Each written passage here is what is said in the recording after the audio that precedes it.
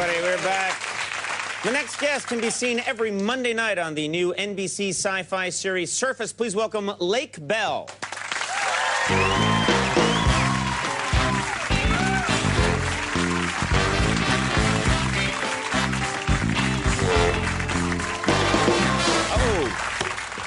You look beautiful. Thank you. Thank you for being here. Happy Thanksgiving. Hey, happy Thanksgiving to you. Whoa. Ow, back off. Now, first of all, you're very tall. How tall are you? I'm actually not that tall. I'm like 5'8", but I have really long feet, so when you wear heels, it actually I never gives you an thought of extra, it that way. You have a long foot, so when you put on heels, you're like all foot. It's the foot pushes so if you up. have like a small foot, you know, it doesn't actually like give you that much of a lift. But if you have a long feet like I do, then it actually adds to the 3-inch hill. I am tall and I have a long foot, so if I wore heels and like a woman's dress, just because I would want to, I would be very tall. You'd be, that would help you with the height. Is this a lake? I don't think I've heard that name before. Yeah, it's, lake. Well, it's a unique name, which you can relate to because I see Conan's every day wherever I go. No, it's funny. When here's my experience. I had an unusual name, and I didn't like it when I was a kid. Initially, I thought, I don't like this. But then I kind of grew into it, and later on I liked that my name was unusual. No, that's exactly what happened with me, because initially it was just a source of confusion, because we would take road trips, and, you know, you'd be sort of looking out and seeing signs of, like, Lake Titicaca or something. Not that I ever visited Lake Titicaca, but it's just fun to say. But, you know what I mean? Titicaca is a lot of fun to say. It is. It's got the titty and the caca. All right, stop that. Okay. It's a family show. This is not a family show anymore. Sorry. That's okay. But you like, but the name Lake is cool. I mean, I hadn't heard it before. And then, you know, when I heard of you, I thought, that name works. Yeah, and my brother's name is Luke, so it's like Luke and Lake. It's like, which is really geeky, but... They're kind of cool, almost soap opera names, you know, like, I'll get you, Luke. Not before I get you, Lake. You know, they have that kind of nice... Well, it might have been a source of just laziness from my parents, because they would name tape everything. My mom loved to monogram. She would monogram, like, everything, you know, my ballet bag and my, you know, towels. And Luke had the same thing. So Luke would have all of his things, and I would just get it, you know, you just take a Sharpie and sort of, like, put the, you know, and then it's Lake stuff now. So, you're not giving them much credit for these names. Sad, they're just trying to save.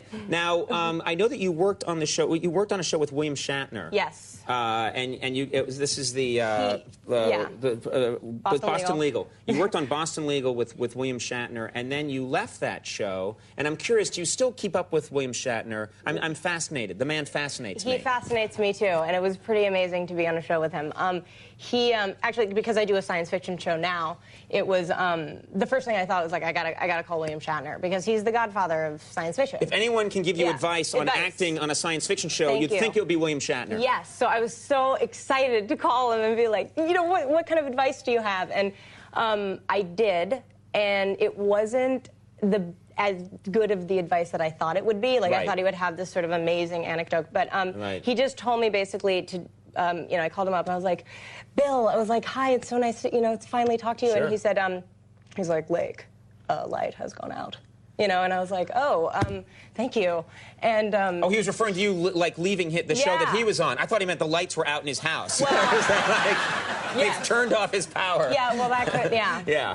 But anyway, so he basically said, all you have to do is many faces of awe and wonderment. And I was like, awe and wonderment, okay.